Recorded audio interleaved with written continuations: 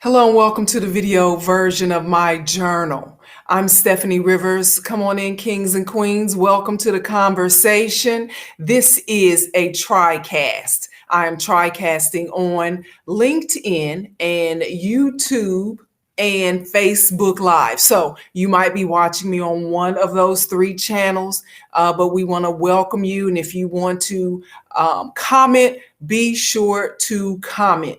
We will be talking about what a lot of people consider to be a misnomer or something that we shouldn't talk about, and that's what white people call the talented 10th.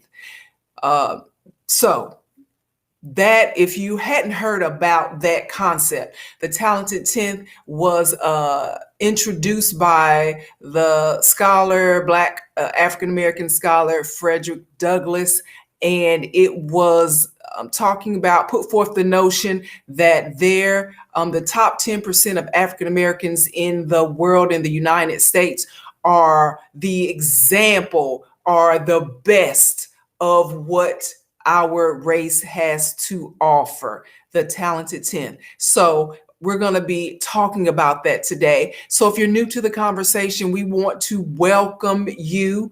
And if you are returning to the conversation, we want to welcome you back. Either way, please like, share, and subscribe so that when I post videos, you will be the first to know. And I guess I feel like I'm looking up because I have my laptop sitting up. So, but at any rate, come on in, kings and queens. I won't hold you long. And I know a lot of you probably have heard about the issue surrounding Dr. Cornel West. And if you haven't, Dr. Cornel West has been hailed as one of the world's most prolific scholars, sought after around the world, because they want him to pontificate, to debate, and he can damn near anything with damn near anybody. Not only do Black intellectuals seek his wisdom, even some white people respect him and his viewpoints. So Dr. West is a Harvard University graduate. He is a Princeton University graduate, twice removed. He served as an esteemed member of the faculty at Yale University, at Harvard University, and currently he holds a chair at Union Theological Seminary. So he's got a lot of scholastic weight behind him. He's even sought after on mainstream white media to be a guest commentator, to debate the latest predicaments of race and religion and sexism and politics and morality. You might call Dr. Cornel West one of the talented 10, one of those African Americans who white people consider to be a credit to his race, if there is such a thing. But even with all the accolades that I listed and a whole lot more that I didn't, when it comes to being granted tenure at Harvard, that means job security, that means a steady paycheck, a guaranteed paycheck. It turns out that West still ain't good enough. He might as well be another Black man trying to make $1 out of 15 cents as far as the white people at Harvard are concerned. This modern day Frederick Douglass has quit the faculty at Harvard after years of enduring what West has called being overworked and underpaid. And unlike some of us Black people, who we would have cursed people out on the way out the door, Dr. West penned what most white people would consider to be a very articulate resignation letter seeking to be understood. Now, if you're interested in reading that letter. I'm going to put the link in the written version. I'm going to do a written version of this journal. I'm going to put the link in, and you can go look at that. It's on his Twitter page. Just do a search for Dr. Cornel West resignation letter, and it'll come up. But I will be sure to do a link to that. But you probably have already read it. It was kind of like an exit dissertation. Now, while many people can relate to some of the things that Dr. West was talking about in his exit dissertation, I especially connected with the part about him saying how it seemed like his white counterparts at Harvard, they had all the kind words for other white people when they did things. Apparently they have a list or a newsletter that they publish, and it has all the professors and their accomplishments for that month, or however, periodically that they create this newsletter. So Dr. West went on to say in his dissertation, exit dissertation, that, it seems like they got all the kind words for people when they have awards granted to them, or when they do great things. But for Dr. West, he felt like he didn't get that same acknowledgement. And in fact, apparently Dr. West's mom recently passed, and our condolences to him, because I didn't know that until I read his dissertation. And he said he only got maybe 1 or 2 people to email him condolence. But for everybody else, they got all kind words. And so that is what hit to me most, because it's like we're living as modern day invisible people sometimes. I remember I'm a journalist by profession.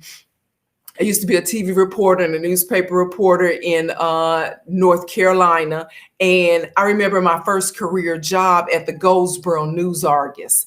And I was essentially the affirmative action hire. Now, I say that not because I wasn't supposed to be there or I wasn't qualified to be there, because indeed I was.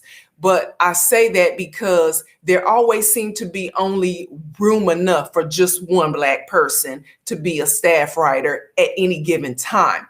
Because when I arrived, it was because the person before me had just left and going on to bigger and better, a better job. The person before her was only one Black person before her, and they had gone on. So it's like when that person leaves, they replace you with another Black person. And so when I left, they replaced me with another Black person, but never 2 of us at the same time.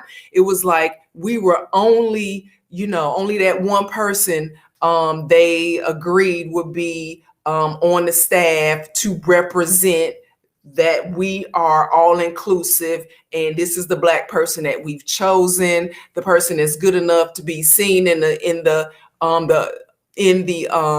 newsroom, and all the other Black people that worked at the News Argus were relegated to the back, basically working the printing press, delivering newspapers. That's what was going on there. So it was my experience was that as good a writer as I was, and my work, I'm not saying that just because my mama told me or just because I'm saying it. It was because my work was good enough to be on the front page every day, or every other day I had a front page story.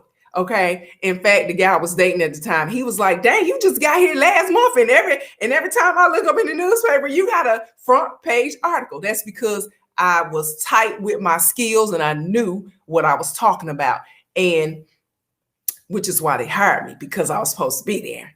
But you can't tell me that there were not other people who were just as good as me, who were African-American, who coulda, woulda, shoulda been there.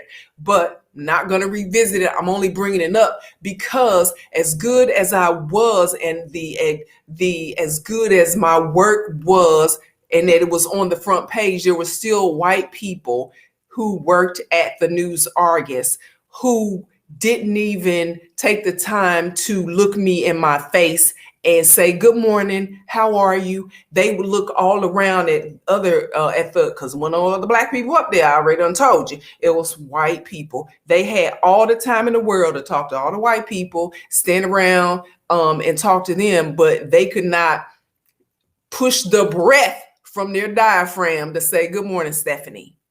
They had all the time in the world to talk to people, this particular coworker, about her puppy. She had gotten a puppy, and every day they found time to talk to her about her puppy and the development of her puppy like it was a baby.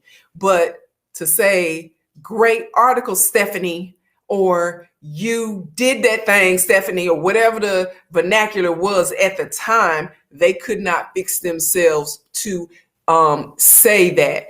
And so that's what connected with me when I read Dr. West's resignation letter and the experiences that he has, among other things, going at Harvard University. Because sometimes we think we're the only people going through certain things, but when you look at the collective, there are a lot of people going through the same thing. So that's what struck home for me. So these are not isolated examples. And if you haven't already, please like, share, and subscribe to my channel, so the next time that I post, you will be the first to know. In fact, be sure to, if you if you're at a job or you had a past experience at a job where you don't want that to make it look like it's my head, where you had a past experience at a job where you felt like you were under the microscope, where you performed just as good as anyone else, but nobody like acknowledged you. Be sure to email me that information, because I would like to hear from you on that. So Dr. West's experience and my experience are not in a bubble. They're not something that is isolated. In fact, a lot of people have these experiences, and that led me to think about and talk about briefly another esteemed professor and award-winning journalist named Dr. Nicole Hanna Jones. And so Dr. Nicole Hanna Jones has won awards and her published work. The most notable, I think, is the 1619 Project. And so it's soon to be turned into, the book is going to be published, or just published, but I think it's going to be published later, after a New York Times excerpt about her study. And so now she's publishing this book. But Dr. Hanna Jones is a graduate of UNC Chapel Hill. Okay, she went there. That's her alma mater. And so she, after all that she has done in the journalism world, was there to teach and was applying for tenure. And the board of directors refused to give her tenure. And this was back in January. So between January of 2021 up until July this month, 2021, some of her colleagues, some of the other journalists in the community, in the Black community, white community, people who know her work and know her worth, were pushing for the board of directors to offer her tenure after they refused to give her tenure. Everybody else who was in the position that she was being offered had tenure. It came with tenure. But now all of a sudden, Dr. Nicole Hanna Jones, Black woman, journalist extraordinaire, is now having to protest, essentially, to get what other white people were given without question. So this past few weeks ago, she just said, you know what? Never mind. So after they did, they decided to grant her tenure or offer her tenure, and she said, you know what? Never mind. And here's why. Because have you ever had to had to have a debate with somebody about something that you thought they should see eye to eye with you on, and they didn't? And you're like, why do I even have to show you this? Why do we have to debate this? If you don't see my worth, then never mind. And then they're like, oh, you know what? Okay. After you've shown me, it's like, you know what? Sometimes if you have to chase the prize loses its allure. And that is what happened with Dr. Hanna Jones. So after 6 months of UNC Chapel Hill, him and Hanna going back and forth of why they wasn't going to offer her their baby, that's her alma mater. They helped to develop her into the award-winning journalist that she is.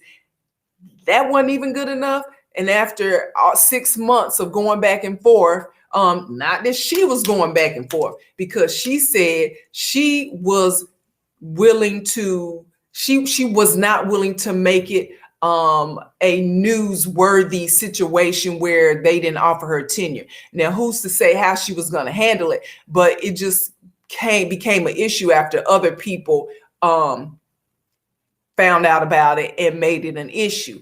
And then she decided it's been too much. I'm tired of people on my behalf acting like they got to beg and plead and debate and protest. I'm not doing it anymore. So she said after the board decided to give her tenure, she said, no, I don't want the tenure. So now she is becoming, or has become, a chairperson of a department, can't remember which one, at Howard University. Now, Howard University, one of the most prolific Black colleges, Black universities in the country, has its own list of prestigious graduates. Okay, so nothing to sneeze at. But sometimes we spend so much time being told by white people that their ice is colder, that their money is greener, that their educational facilities and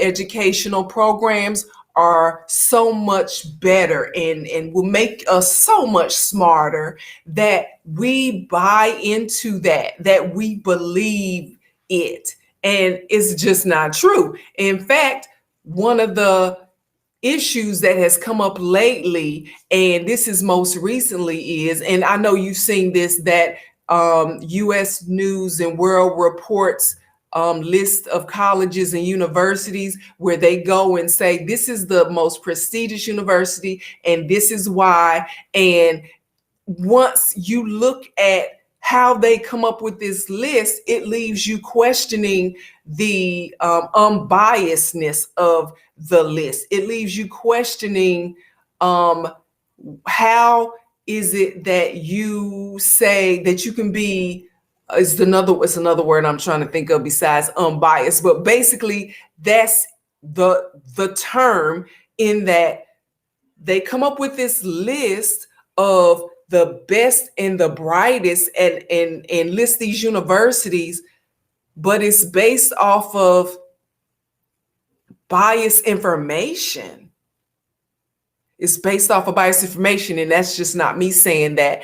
One of the people who are saying that most recently is award-winning author Malcolm Gladwell. Now, you might have heard of Malcolm Gladwell. He wrote the book, a lot of people read the book, David and Goliath, and most recently his book, Talking to Strangers, award-winning book. So Malcolm Gladwell, look him up. He has a podcast, and I recently downloaded that podcast. Let me try to find it right fast while you're here. And if you haven't already, please like, share, and subscribe, so that when I post new videos, you'll be the first to know. So let's see. I recently downloaded, let me see, I can't zoom out. So it's called, I want to get my ring light. Malcolm Gladwell, that's him right there. And it's called Revisionist History. Revisionist History. That's the name of his, hope it doesn't start. Revisionist History. That's the name of his podcast. And so he essentially says that the U.S. News and World Report list of best colleges and universities is based off of information that has nothing to do with the educational programs. They tell you, well, they base the list off of the number. One of the things is off the number of people who graduate from the university. Well, according to Gladwell and common sense, just because a bunch of people go there and graduate doesn't mean it's the best. Maybe they're going there and graduating because it might be a party school. Who knows? There are lots of, and I think that's one of the lists as well. It doesn't, so their rationale for saying things are better and brighter, and then trying to sell you on it, just because some person says it doesn't make it so. Do your own research. And so what Gladwell found out was the reason that when he started doing the research, and again, go to his podcast and listen for yourself. I always try to tell people, don't just take my word for it, go do your own research. But the reason that a lot of people are graduating from the Harvards and the Yales, or more people are graduating from Harvards and Yales and the Princetons, is because of what's going on in their family situation. People who end up staying in college and graduating have little to no issues with staying in college, whereby some people who drop out of college and don't finish or never go back or don't start at all is monetary. They have issues at home with their family dynamics that don't allow them to focus on going to college and getting good grades and graduating. And so when you look at your family structure, if you have two-parent households or one-parent household with a good job or a good income, and they're able to finance you going to college, and you don't have to worry about where the money's coming from to stay there, and all you got to do is focus, then that's what you 9 times out of 10 are going to do. You're going to be able to focus on that. But for Black colleges and universities, because Black colleges and universities in this U.S. News and World Report list seem to always end up towards the bottom of the list. Those colleges and universities, they focus on educating students who might not have a bunch of money to spend on going to college. And therefore, they might have a family situation whereby they might not be able to go to college because their family doesn't have the money. So if they don't get a scholarship, they might not be able to stay in college. They might have to, if they are able to go to college, they might have to work a job, or they might have somebody at home who's sick that cause for them to drop out of college and focus on taking care of that family and being the breadwinner of the family right away, instead of waiting until you graduate with a degree, whereby somebody ends up, when you go get this degree and you get 2 or 3 degrees and then you try to go get a professorship at a university, they ain't gonna like you no way. They ain't gonna give you tenure no way, because they don't care nothing about your degree, because they just told you that so they could get your money to go to college. You hear me? Now, let me stop and say, I am not devaluing I'm not devaluing the value of a college education because I have a bachelor's degree and a master's degree. And so I certainly understand the value of having an education. I'm simply saying, going back to this list of the best colleges and universities, to rank colleges and universities by the number of graduates they have is not the best way to rank them, one. And two, there's plenty of opportunity out here for people who don't have or were unable to complete their college education. And that leads me to my last point. I was listening to Kwame Brown the other day talking about how, and because I don't have kids, I wouldn't necessarily know this right away. I get this information when I listen to other people who have children. And one of the things that Kwame Brown said was that in high schools, maybe just in Georgia where he's from, but maybe all over, let me know, they have taken out trade education in high school curriculums. Remember when we were in high school, those who are my age, you could learn, you used to do home ec, you learn how to cook, you learn how to sew, you learn how to do certain things with your hands. What was that called? Where you learn how to fix cars. The other one was you learn how to wood shop. You learn how to make things with your hands, and you learn how to, it was a trade. It was something whereby if you didn't want to go to college, you didn't have to, that wasn't the end all and be all of your job outlook. You could make a living and make a great living, even though you might not necessarily be the best at reading, writing, and arithmetic, but you knew how to fix stuff. You knew how to make things. You knew how to have a service or a product and sell it because you learned it as it was a trade that you didn't have to go to a school to get. You got that in high school. Remember that? And as I'm doing my video column to you, it is, my laptop is sitting on one of these very nice wooden tables that somebody carved, and so you got it, it's a trade. It's something that you created and somebody saw the value in your service and your abilities, and they gave you some money for it.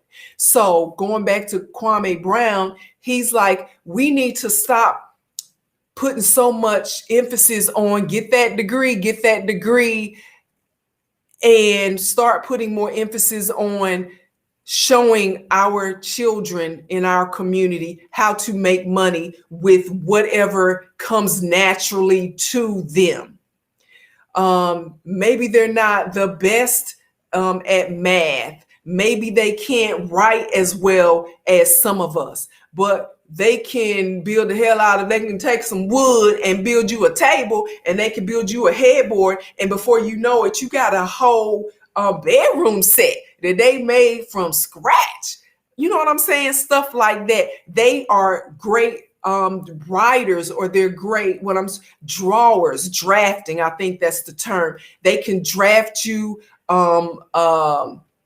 They can draft you plans for your house. They can create. They can put it on paper, because that's what ideas start in the mind. You put it on paper and then you build it. So we need to stop chasing after what white people tell us is the most important thing that we should be focused on. Our focus should be on doing what's best for us as a collective and for our families, and that's getting a trade that raises the wealth in our family, in our community, because we're so busy listening to people tell us, go get this degree and then you're going to make all this money, or go get this degree or this certification.